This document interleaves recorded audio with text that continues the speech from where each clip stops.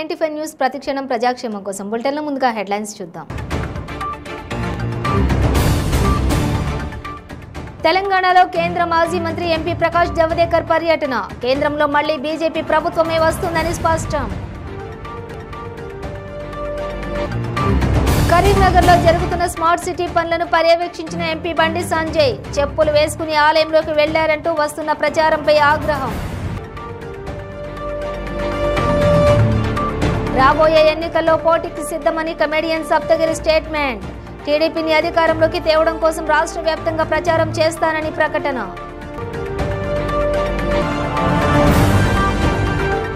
డోన్ పట్టణంలోని రైల్వే స్టేషన్లో మద్యం మత్తులో యువకుల వీరంగం.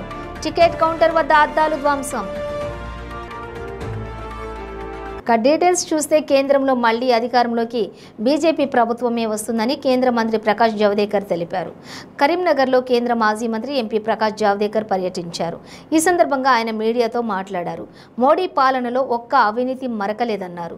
తెలంగాణపై కేంద్రానికి ఎలాంటి వివక్ష లేదని స్పష్టం చేశారు. తెలంగాణ ఉద్యమ పోరాటంలో బీజేపీ కూడా ఉందని గుర్తు చేశారు.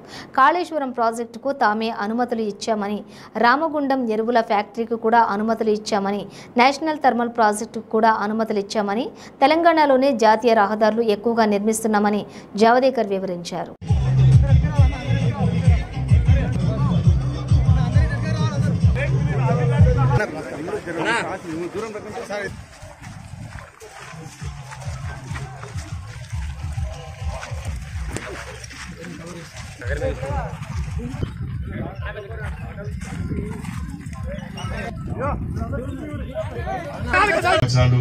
పూర్తయిన విషయం అందరూ తెలిసిందే. ఈ 9 సంవత్సరాలు పూర్తయిన సందర్భంలో నరేంద్ర మోడీ గారి నేతృత్వంలో భారతీయ జనతా పార్టీ ప్రభుత్వం సాధించిన విజయాలు, చేసినటువంటి అభివృద్ధి, అమలు చేస్తున్నటువంటి సంక్షేమ పథకాల విషయంలో దేశవ్యాప్తంగా ప్రజలకు వివరించాలనే ఉద్దేశంతో మన ఫస్ట్ నుంచి ఈ జూన్ 30 వరకు మహా జన సంపర్క్ అభియాన్ పేరుతోని అనేక రకాల కార్యక్రమాలు తీసుకుంటాం. కేంద్ర ప్రభుత్వము పూర్తి స్థాయిలో నిధులిచ్చి అభివృద్ధి చేసినటువంటి ఏ ఒక్క ప్రాంతాన్ని సందర్శించడం. కాబట్టి మీరు గెలిపించిన పార్లమెంట్ సభ్యుల తర్వాత ఎలికతుర్తి నుంచి సిద్దిపేట వరకు, ఎలికతుర్తి నుంచి సిద్దిపేట వరకు NH 765 ఈ జాతీయ రహదారి విస్తరణ కోసము దాదాపు 578 కోట్ల రూపాయలను మనం కేంద్ర ప్రభుత్వం, నరేంద్ర మోడీ గారి ప్రభుత్వం కేటాయించిన విషయం మీ అందరూ తెలిసిందే. రాష్ట్ర వ్యాప్తంగా 9 సంవత్సరాల్లో జాతీయ రహదారులకు దాదాపు 1,00,000 కోట్లకు పైగా నరేంద్ర మోడీ గారి ప్రభుత్వం కేటాయించిన విషయాన్ని ఒకసారి మనం గుర్తుంచుకోవాలి. నేను పార్లమెంట్ సభ్యుడైన తర్వాత దాదాపు 4,000 కోట్ల రూపాయలు జాతీయ రహదారుల కోసం తీసుకొచ్చినాం. ఇవాళ CRF నిధులు దాదాపు 200 కోట్లు తీసుకొచ్చినాం. కరీంనగర్ లో తీగరగుట్టపల్లి ROB ఆ నిర్మాణం కోసం 100 కోట్లు, అది రాష్ట్ర ప్రభుత్వం వాటా ఇవ్వకపోవడం వలన, రాష్ట్ర ప్రభుత్వం సహకరించకపోవడం వలన నితిన్ గడ్కరీ గారిని ఒప్పించి పూర్తి 100% 100% నిధులను మనం తీసుకొచ్చి ROB నిర్మాణానికి మనం ప్రయత్నం చేస్తున్నాం. మనం దాదాపు 7,000 కోట్ల రూపాయలకు పైగా. నేను గెలిచిన తర్వాత ఈ 4 సంవత్సరాల కాల వ్యవధిలో కేవలం చెప్పిన స్క్రిప్ట్ కి 7,000 కోట్ల రూపాయల పైగా నిధులు తీసుకొచ్చినటువంటి ఎంపీ నేను. కాబట్టి ఇలా ప్రకాష్ జవదేకర్ గారు మన ముందు ముఖ్య बंडी संजय, जिन्होंने अपने प्रजा संग्राम यात्रा से पूरे तेलंगाना को हिला दिया है. तेलंगाना का जो परिवर्तन होगा सत्ता का, वो बंडी संजय के नेतृत्व में ही होगा. और ये नेशनल हाईवे जिसका काम अभी हम देखने जा रहे हैं और काम चल रहा है, वो नेशनल हाईवे 765 DL है. ये पहले PWD का रोड था, ये नेशनल हाईवे नहीं था. लेकिन हमारे बंडी संजय भी ऐसे हैं और नितिन गडकरी भी वैसे हैं कि उन्होंने मांगा और उन्होंने हाँ कहा, और ये नेशनल हाईवे हुआ है, नया नेशनल हाईवे है. इसको हमें समझना होगा. कांग्रेस के जमाने में रोड बनते थे, दूसरे ही साल खराब होते थे. फिर यूपीए का सरकार था, जिसको टीआरएस का सपोर्ट था, केसीआर 5 साल मंत्री भी थे, तो उसके जमाने में पूरे रोड का वही फिर से शुरू हुआ, रोड कम करप्शन ज्यादा। लेकिन अब फिर मोदी सरकार आई, यहां काम ही काम कर रहे हैं। और गडकरी जी ने, जैसे मैंने कहा, इसको एनएच डिक्लेयर किया। तेलंगाना आजाद हुआ 1948 में 17 सितंबर को। కేంద్ర మాజీ మంత్రి ప్రకాష్ జావదేకర్ చెప్పులేసుకుని వేములవాడ రాజన్న ఆలయంలోకి వెళ్లారంటూ సోషల్ మీడియాలో జరుగుతున్న దుష్ప్రచారాన్ని బీజేపీ రాష్ట్ర అధ్యక్షులు ఎంపీ బండి సంజయ్ కుమార్ తీవ్రంగా ఖండించారు. 73 ఏళ్ల ప్రకాష్ జావదేకర్ దైవ భక్తుడు, చెప్పులేసుకుని ఆలయంలోకి వెళ్లేంత మూర్ఖుడు కాదని, చెప్పులు విడిచి సాక్సులతో ఆలయంలోకి వెళ్లారన్నారు. సాక్సులకు చెప్పులకు తేడా తెలియని ఫాల్తుగాళ్లు చేసే ప్రచారాన్ని పట్టించుకోవాల్సిన అవసరం లేదన్నారు. వేములవాడ రాజన్న ఆలయం అయ్యగారిని అడిగితే వాస్తవాలు తెలుస్తాయన్నారు. కరీంనగర్లో జరుగుతున్న స్మార్ట్ సిటీ పనులను పర్యవేక్షించడానికి టవర్ సర్కిల్ వద్దకు వచ్చిన బండి సంజయ్ వద్ద మీడియా ప్రతినిధులు ఈ అంశాన్ని ప్రస్తావించగా పై విధంగా బదులిచ్చారు. ప్రకాష్ జావదేకర్ వయసు 73 ఏండ్ల పెద్దాయన, నడుస్తుంటే జారి కింద పడబోతే పట్టుకున్నా, దానికి కూడా ఫాల్తుగాళ్లు రాద్ధాంతం చేస్తారా అంటూ మండిపడ్డారు. మరోవైపు కేంద్ర మాజీ మంత్రి ప్రకాష్ జావదేకర్ చెప్పులేసుకుని వేములవాడ రాజన్న ఆలయంలోకి వచ్చారంటూ జరుగుతున్న దుష్ప్రచారాన్ని వేములవాడ రాజరాజేశ్వర ఆలయ పూజారులు ఖండించారు.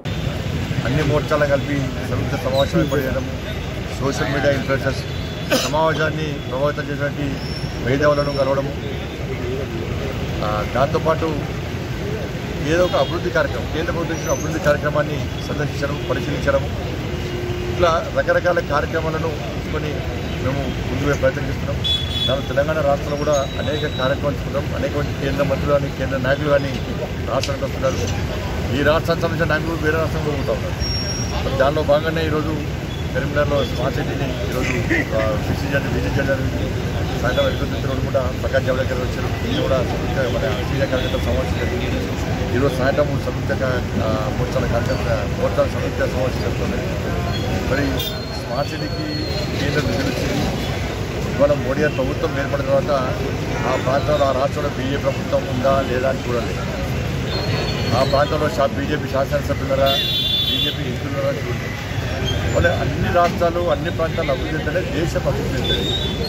ఇవాళ లక్ష్యం అనుకున్నాం, తల్లి భారత మాతను విశ్వగురు స్థానంలో ప్రతిష్టాల లక్ష్యం అనుకున్నాం. 2047 వరకు అన్ని రంగాలు, ఆర్థికంగా అన్ని రంగాల్లో అభివృద్ధి చెందిన దేశంగా మనం చూడాలని చెప్పి ఇలా మనం ప్రయత్నం చేస్తున్నాం. దానిలో భాగంగా బీజేపీ ప్రభుత్వం ఏర్పడిన తర్వాత మన కరీంనగర్ను వరంగల్ స్మార్ట్ సిటీగా ప్రకటించడం, దానికి తగిన నిధులు ఇవ్వడం, దాన్ని మ్యాచింగ్గా రాష్ట్ర ప్రభుత్వం ఇవ్వాల్సింది. మరి ఇక్కడ నాణ్యతతో పనిచేయాల్సిన అవసరం ఉంది. దాంతోపాటు ప్రజలకు అనేక అనుమానాలు ఉన్నాయి. ఆ అనుమానాలు నివృత్తి చేయాల్సిన అవసరం. చేసేటి ప్రజల కోసం కేంద్ర ప్రభుత్వం ఇచ్చింది ప్రజలకు సమస్యలు లేకుండా, ప్రజలు ఇబ్బంది పడకుండా ఉండే ప్రయత్నంలో భాగంగానే కమెడియన్స్ సినిమాలో రాణిస్తూనే రాజకీయంగా మార్కు ప్రదర్శిస్తూ తమ లక్ని పరీక్షించుకుంటున్నారు. ఇప్పటి వరకు హీరోలు, నటులు, నటీమణులు ఎన్నికల్లో పోటీ చేసి అసెంబ్లీ, పార్లమెంటుకు ఎన్నికయ్యారు. తాజాగా టాలీవుడ్కి చెందిన కమెడియన్ సప్తగిరి తాను కూడా రాజకీయాలకి వస్తున్నానని, రాబోయే ఎన్నికల్లో ఎమ్మెల్యేగా లేదంటే ఎంపీగానైనా పోటీ చేయడానికి సిద్ధమని స్టేట్మెంట్ ఇచ్చాడు. పోటీ చేయడమే కాదు, ఏపీలో ప్రతిపక్ష పార్టీగా ఉన్నటువంటి టీడీపీలో చేరబోతున్నట్లు ప్రకటించాడు. హాస్యనటుడు సప్తగిరి తాను రాయలసీమలోనే పుట్టానని, చంద్రబాబు అభివృద్ధి చూస్తూ పెరిగానని చెప్పాడు. టీడీపీని అధికారంలోకి తేవడం కోసం రాష్ట్ర వ్యాప్తంగా ప్రచారం చేస్తానని ప్రకటించారు సప్తగిరి. టీడీపీ అధ్యక్షుడు చంద్రబాబు, జాతీయ కార్యదర్శి నారా లోకేష్ ఆదేశిస్తే పోటీ చేయడానికి కూడా సిద్ధమన్నారు. రాజకీయాల్లోకి వచ్చినప్పటికీ సినిమాలు వదిలే ప్రసక్తి లేదని, నటిస్తూ ఉంటానని స్పష్టం చేశారు. హ్యాపీగా ఇక్కడి నుంచి తిరిగి వెళ్ళాలి సార్. నాకు 100% చంద్రబాబు నాయుడు గారి అభివృద్ధి కావచ్చు, చంద్రబాబు నాయుడు గారి డెవలప్మెంట్ కావచ్చు, ఇవన్నీ మనం చూసాం సార్. 100% నాకు టీడీపీ నుంచి ఆఫర్ ఉన్నమాట వాస్తవం. సో అది ఇప్పుడు నేను ముందే చెప్పడం నాది ముందస్తుగా అవుతుంది. డెఫినెట్గా వెరీ సూన్, అంటే ఇంకొక 10-15 డేస్లో డెఫినెట్గా గుడ్ న్యూస్ వస్తే మాత్రం డెఫినెట్గా నేను వర్క్ చేస్తాను. అది పెద్దలు నిర్ణయించాలి సార్, మనం చెప్పడానికి ఏం లేదు సార్. డెఫినెట్గా వాళ్ళు ఏ నిర్ణయిస్తే దానికి నేను కట్టుబడి ముందుకు నడుస్తాను. కలిశాను సార్, కలిశాను, బ్లెస్సింగ్స్ తీసుకున్నాను, అన్నీ జరుగుతున్నాయి. బట్ ఇంకా మనం 2 ఇయర్లీ అవుద్ది మనం మాట్లాడడం. అదంటే నిదానికి పెద్దలు డిసైడ్ చేయాలి. ఇస్తే డెఫినెట్గా 100% నేను నిజాయితీతో నిబద్ధతో ఇండస్ట్రీలో ఏ విధంగా అయితే ఒక క్రమశిక్షణ ఈ పేరు సంపాదించుకున్నానో పాలిటిక్స్లో కూడా అదే విధంగా డెఫినెట్గా నిజాయితీతో నిబద్ధతో క్రమశిక్షణతో పనిచేస్తానని మనస్ఫూర్తిగా నా చిత్తూరు జిల్లా ప్రజలకి నేను ప్రామిస్ చేస్తున్నాను. ఏం లేదు, సినిమా వల్లే నాకు రాజకీయ అవకాశం వచ్చింది. సో సినిమాలు నేను ఎలా దూరం చేసుకుంటాను సార్. ఈ రోజుకి మంచి మంచి సినిమాలు చేస్తున్నాను. బోత్ ఇక్కడ అదృష్టం మన ప్రజలకి. నేను ఇక్కడ ఐరల్లో పుట్టాను, బంగారపల్లిలో చదివాను, పుంగనూరులో చదివాను. ఈ చిత్తూరు డిస్ట్రిక్ట్ అంతా చిన్నప్పుడు నా చైల్డ్హుడ్ మెమరీస్ చాలా ఉన్నాయి. సో ఇక్కడ ఈ అవకాశం కూడా రావడం ఒక అదృష్టంగా భావిస్తున్నాను. డెఫినెట్గా నేను నిజాయితీ నిబద్ధతతో క్రమశిక్షణతో ముందుకు నడుస్తాను. నెక్స్ట్ ప్రాజెక్టు గోల్డ్ మ్యాన్ అనే ఒక సినిమా చేస్తున్నాను. అంటే సప్తగిరి ఎక్స్ప్రెస్ ఎల్ఎల్బి తర్వాత నేను 100% కాన్ఫిడెంట్గా హిట్ కొట్టగలను నమ్మకం ఉండే సినిమా గోల్డ్ మ్యాన్ సినిమా పేరు. అది వెరీ సూన్ ఇంకొక 1 వీక్లో ప్రమోషన్ స్టార్ట్ అవుతాయి. మేబీ జూలైలో రిలీజ్ చేయొచ్చు. డెఫినెట్గా దాంట్లో మరిన్ని మిమ్మల్ని కడుపుబ్బ నవ్వించడానికి రెడీగా ఉన్న సినిమా పేరు గోల్డ్ మ్యాన్. 100% సార్. మా రణధీర్ గారు నన్ను బలవంతంగా తీసుకొచ్చారు. ఫుడ్ బిజినెస్ చేద్దాం, మీరు డిఫరెంట్ ప్లేసెస్ తిరుగుతుంటారు కదా అని. ఏదున్నా నిజాయితీ చేస్తే సక్సెస్ గ్యారంటీ అన్న. నేను కష్టపడ్డవాడిని, కష్టపడి ఈ స్థాయికి వచ్చిన వాడిని. ఏదున్నా ప్రజల కోసం 100%. మనకు రూపాయి లాస్ అయినా, ఎందుకంటే భగవంతుడు నేను హైదరాబాద్కి వెళ్ళినప్పటికీ నా బ్యాంక్ బ్యాలెన్స్కి ఇప్పుడున్న నా దీనికి 100% ఆ వెంకటేశ్వర దయ వల్ల నేను మంచి పొజిషన్లో ఉన్నాను. 100% నేను హ్యాపీగా ఉన్నాను. అంటే 250 రూపీస్తో నేను హైదరాబాద్ వెళ్ళాను. ఇప్పుడు ఇంత పేరు సంపాదించుకున్నాను, ఇంత కొంత సక్సెస్ సంపాదించుకున్నాను. చాలా హ్యాపీగా ఉన్నాను. సో డెఫినెట్గా ఆ నిజాయితీతో ముందుకు నడుస్తాను.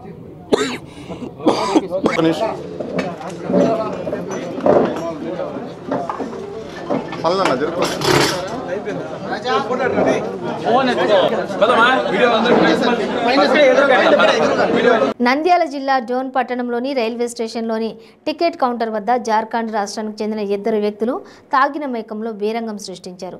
భువనేశ్వర్కు వెళ్లేందుకు టికెట్ ఇవ్వమని ఉద్యోగిని అడగ్గా ఆమె చిల్లర లేదన్నారు. రైలు వెళ్లిపోతుందని తాము ఎలా చిల్లర తేగలమని వారు తాగిన మైకంలో ఆమెతో దురుసుగా మాట్లాడారని ఆర్పీఎఫ్ పోలీసులు ఫిర్యాదు చేశారు. వారిలో రాజేష్ కోపంతో టికెట్ కౌంటర్ వద్ద అద్దాన్ని తలతో కొట్టడంతో గాయాలయ్యాయి. చికిత్స నిమిత్తం స్థానిక ప్రభుత్వ ఆసుపత్రికి తరలించినట్లు పోలీసులు పేర్కొన్నారు.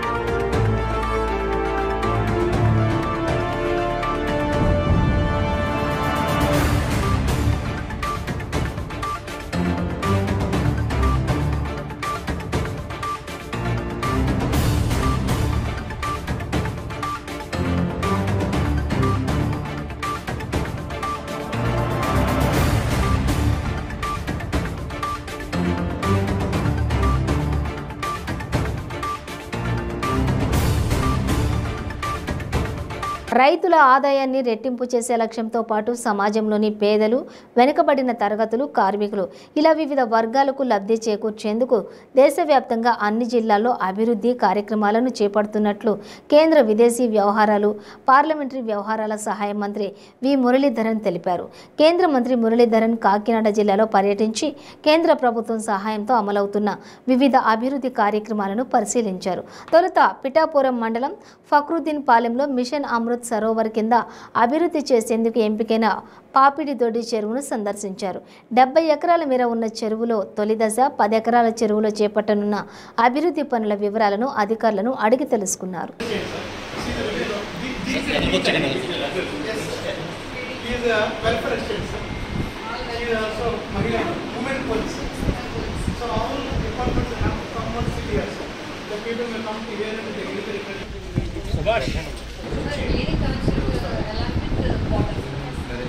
Sir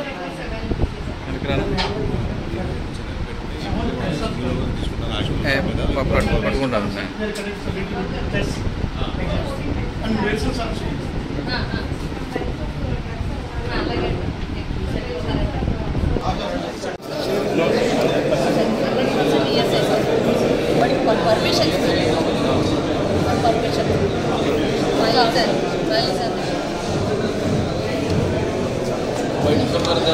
Yes, actually October we can complete the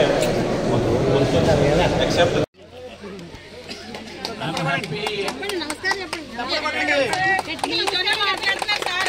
to be here in this village of Pendurthi in Kakinada. Perumarthi of Kakinada. I have come here to visit all of you on the occasion of the completion of 9 years of the government of Prime Minister Narendra Modi. గ్రామానికి రావడం చాలా సంతోషకరంగా ఉంది. ముఖ్యంగా మోడీ గారి ప్రభుత్వం 9 సంవత్సరాలు పూర్తయిన సందర్భంగా ఇక్కడికి రావడం జరిగింది. Of the developmental activities undertaken by the Government of India under Prime Minister Narendra Modi ji. The Government of India under Prime Minister Narendra Modi ji has completed 9 years of its governance,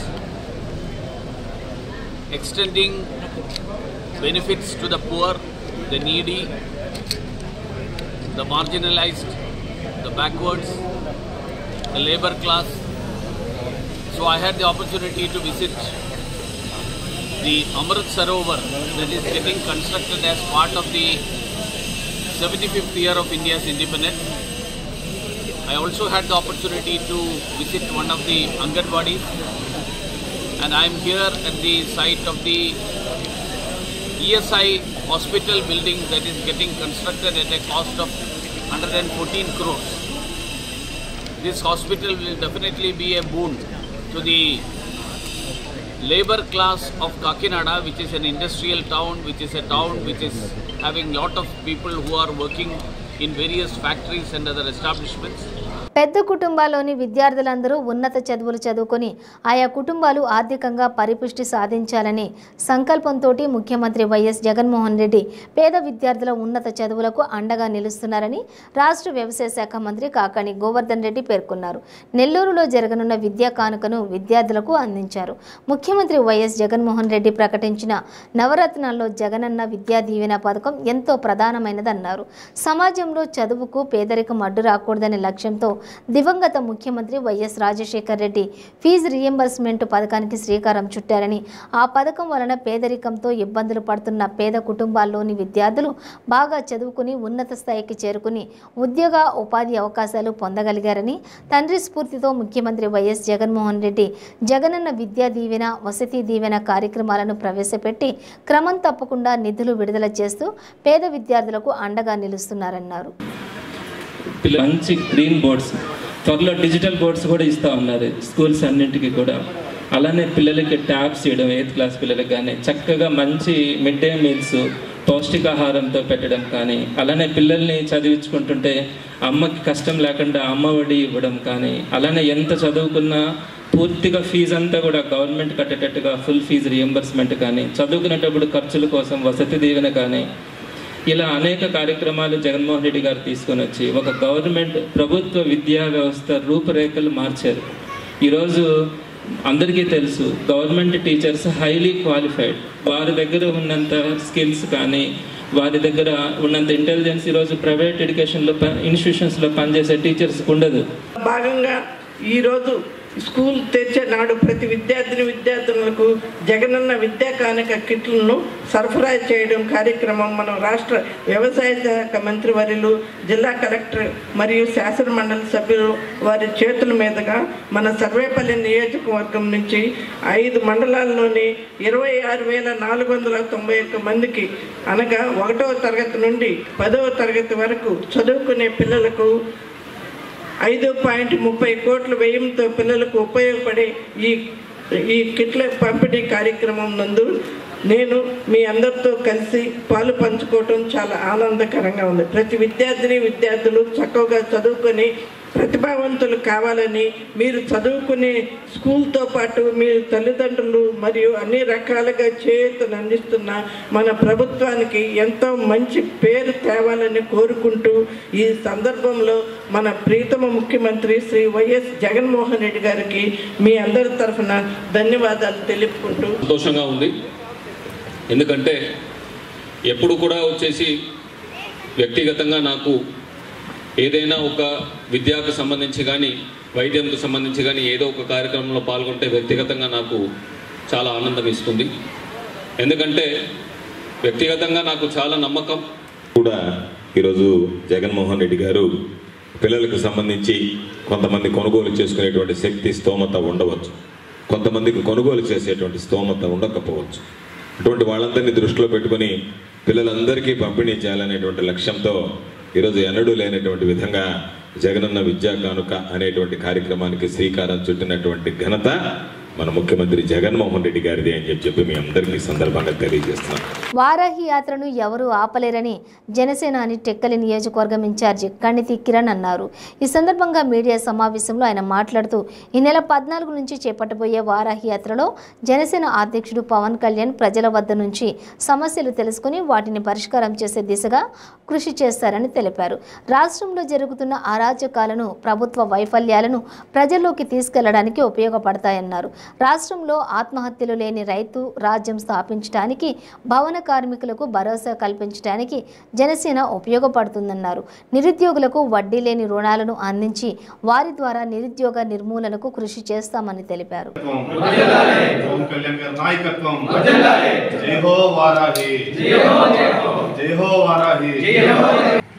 అందరికీ నమస్కారం. ముందుగా పిలిచిన వెంటనే మా ఆహ్వానాన్ని మన్నించి విచ్చేసిన press, media and print మిత్రులకు మా ధన్యవాదాలు తెలియజేస్తున్నాం. ఈరోజు ఇక్కడ ఈ ప్రెస్ మీట్ పెట్టడానికి ముఖ్య కారణం, ఈ నెల 14వ తేదీ నుండి మా అధ్యక్షులు గౌరవ శ్రీ పవన్ కళ్యాణ్ గారు ఆంధ్ర రాష్ట్ర దిశ మార్చడానికి వారాహి యాత్ర చేస్తున్నారన్న సంగతి మీ అందరికీ తెలిసిందే. అందులో భాగంగా ఈరోజు టెక్కలి నియోజకవర్గ జనసేన కార్యాలయంలో వారాహి యాత్ర విజయవంతం కావాలని మొదటగా పోస్టర్ను రిలీజ్ చేస్తాం. రెండోది ఈ వారాహి యొక్క ముఖ్య ఉద్దేశాన్ని కూడా మేము తెలియజేస్తాం. ముందుగా అధ్యక్షుల వారు వారాహి యాత్ర ఎందుకు చేస్తున్నారు అంటే కనుక ఆంధ్ర రాష్ట్ర దిశ మార్చడానికి, మరియు ఆత్మహత్యలు లేని, రైతు ఆత్మహత్యలు లేని ఆంధ్రప్రదేశ్ని సాధించడం కోసం, అలాగే ఉత్తరాంధ్ర వలసల నివారణ ఏ రకంగా ఆపుతామన్న దానికోసం, మరియు ప్రత్యక్షంగా పరోక్షంగా భవన నిర్మాణ కార్మికులు ఇసుక మీద సుమారు 30 నుండి 50 లక్షల మంది అయితే ప్రత్యక్షంగా పరోక్షంగా వాళ్ళ జీవనోపాధి ఉంటుంది. వీళ్ళందరికీ మేము ఏ రకంగా భరోసా కల్పిస్తున్నాం అనే వాటన్నిటి అంశాలు కూడా స్పృశిస్తూ ఈ యొక్క వారాహి యాత్ర ఉంటుంది. తెలంగాణ ఆవిర్భావ దినోత్సవం దశాబ్ది ఉత్సవాల సందర్భంగా రంగారెడ్డి జిల్లా షాద్నగర్ పట్టణంలో పోలీసుల ఆధ్వర్యంలో 2K రన్ను నిర్వహించడం జరిగింది. ఈ కార్యక్రమానికి ముఖ్య అతిథిగా ఎమ్మెల్యే అంజయ్య యాదవ్ పాల్గొన్నారు. ACP Kushalkar, CI Naveen Kumar, Farooq Nagar ZPTC Venkatramareddy, Keshampet ZPTC Tandra Vishala Shravan Reddy పెద్ద ఎత్తున ప్రజలు ఈ రన్లో పాల్గొన్నారు.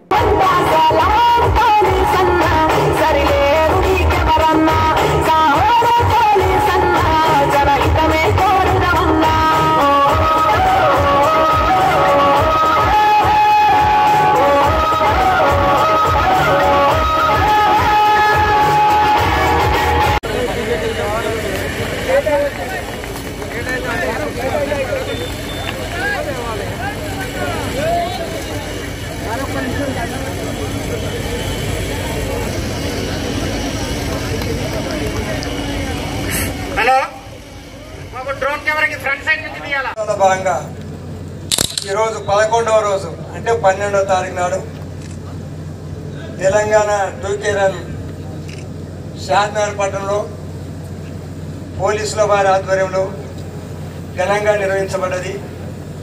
ఈ కార్యక్రమానికి ఇచ్చేసిన ఏసీ మన దేశాన్ని 2K రన్లో షాద్నగర్ నియోజకవర్గంలో మహిళలు, ముఖ్యంగా పోలీసు వారు, అదేవిధంగా యువకులు, వివిధ డిపార్ట్మెంట్ల వారు, ప్రజాప్రతినిధులు అందరూ పాల్గొని ఈ రన్ను విజయవంతం చేశారు. చాలా సంతోషంగా చాలామంది పాల్గొన్నందుకు వారికి ధన్యవాదాలు. అదేవిధంగా తెలంగాణ వస్తే శాంతి భద్రతలు క్షీణిస్తాయి, తెలంగాణ వస్తే నాకు స్వతంత్ర రాజ్యం అయితే అని చాలామంది తెలంగాణ ప్రజలకు అనుమానం ఉండే, అది ఆంధ్ర ప్రాంతం వాళ్ళు కూడా నొక్కి చెప్పేది. 10 ఏళ్ళ తర్వాత మళ్ళీ మా ఆంధ్రగా తెలంగాణ వద్దని అంటారు ప్రజలు. కాబట్టి అట్లా కాదు, వాళ్ళ మాటలకు భిన్నంగా ప్రజలకు అనుమానాలకు పారదోలి మన గౌరవ ముఖ్యమంత్రి కేసీఆర్ గారు మంచి పరిపాలన అందిస్తారు. శాంతి భద్రత మీద ఆయన దృష్టి కేంద్రీకరించి మంచి పోలీసు వ్యవస్థను పటిష్టం చేసి అన్ని పరిపాలన సంస్కరణలు చేసి చాలామంది పోలీస్ స్టేషన్లు ఏర్పాటు చేసి, డివిజన్లు ఏర్పాటు చేసి ప్రజలకు రక్షణ కల్పిస్తారు. కాబట్టి ఈరోజు ఈ తెలంగాణ రాష్ట్ర ప్రభుత్వం తెలంగాణ రాష్ట్రం ఏర్పడి 10వ సంవత్సరం సందర్భంగా దశాబ్ది ఉత్సవాలను మనము 20 రోజులు జరుపుకుంటా ఉన్న సందర్భంలో ఈరోజు పోలీస్ డిపార్ట్మెంట్ దానిలో భాగంగానే 2 కిలోమీటర్స్ రన్ అనేది షాద్నగర్ మున్సిపల్ ఆఫీస్ నుంచి స్టార్ట్ చేసి ఈ మున్సిపల్ గ్రౌండ్లో స్టేడియంలో ఇక్కడ ముగించడం జరిగింది. ఈ రన్కి అశేషంగా జనాలు, యూత్, అదేవిధంగా నాయకులు, ప్రజాప్రతినిధులు అందరూ కూడా అటెండ్ అవ్వడం జరిగింది. ముఖ్యంగా మాకు ముఖ్య అతిథిగా షాద్నగర్ ఎమ్మెల్యే అంజయ్ యాదవ్ గారు వచ్చి ఈ కార్యక్రమం అంతట్లో పార్టిసిపేట్ అయ్యి ప్రజలను ఉత్తేజపరిచినందుకు వారికి కూడా నేను ధన్యవాదాలు తెలియజేస్తున్నాను. రంగారెడ్డి జిల్లా షాద్నగర్ పట్టణంలోని నూతనంగా ఏర్పాటు చేసిన రామ్రాజ్ బట్టల షోరూంను MLA Anjaiah Yadav, Ramraj cotton managing director Nagaraju ప్రారంభించారు. ఈ సందర్భంగా ఎమ్మెల్యే మాట్లాడుతూ రామ్రాజ్ కాటన్ సంస్థ నాణ్యమైన బట్టలు తయారు చేస్తూ భారతదేశం సంస్కృతి సాంప్రదాయాలను కాపాడుతుందని అన్నారు. ఈ సందర్భంగా షాప్ యాజమాన్యం నాగిళ్ల ప్రభాకర్ వాసులను అభినందనలు తెలిపారు. ప్రారంభం చేసుకున్నాం.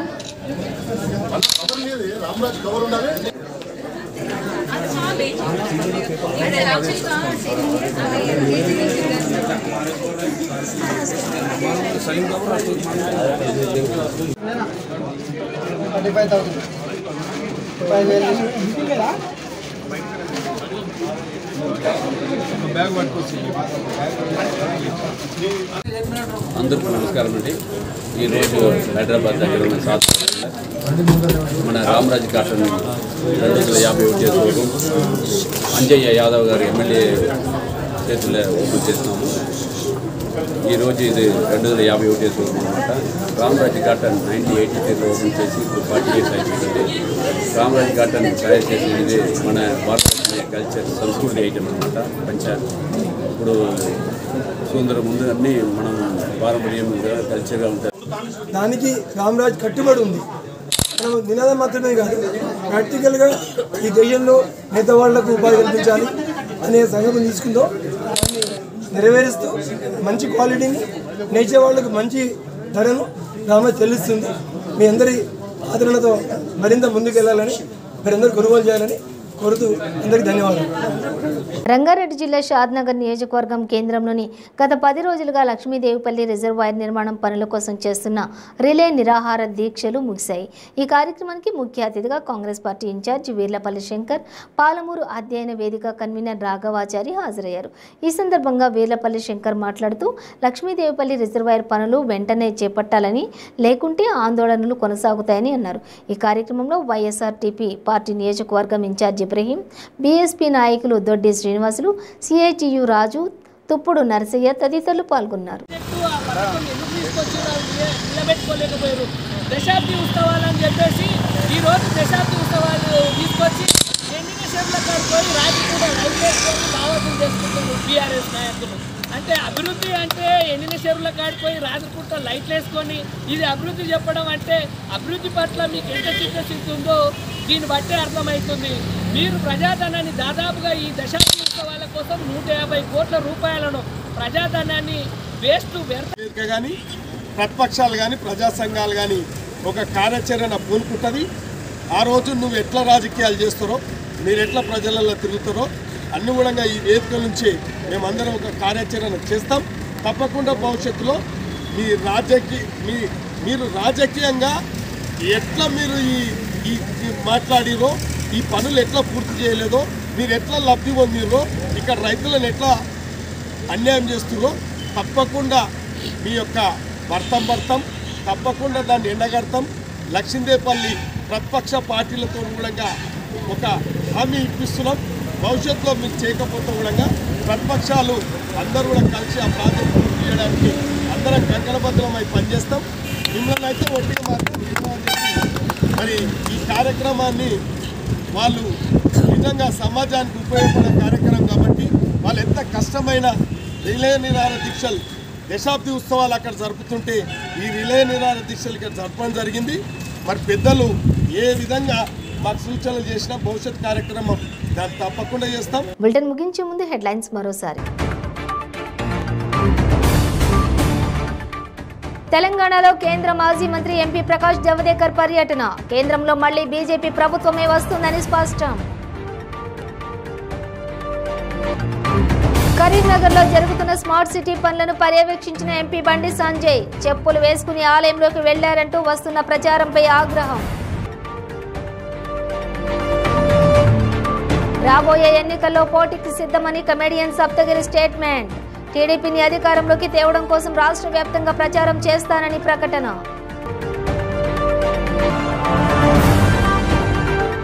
డోన్ పట్టణంలోని రైల్వే స్టేషన్లో మద్యం మత్తులో యువకుల వీరంగం.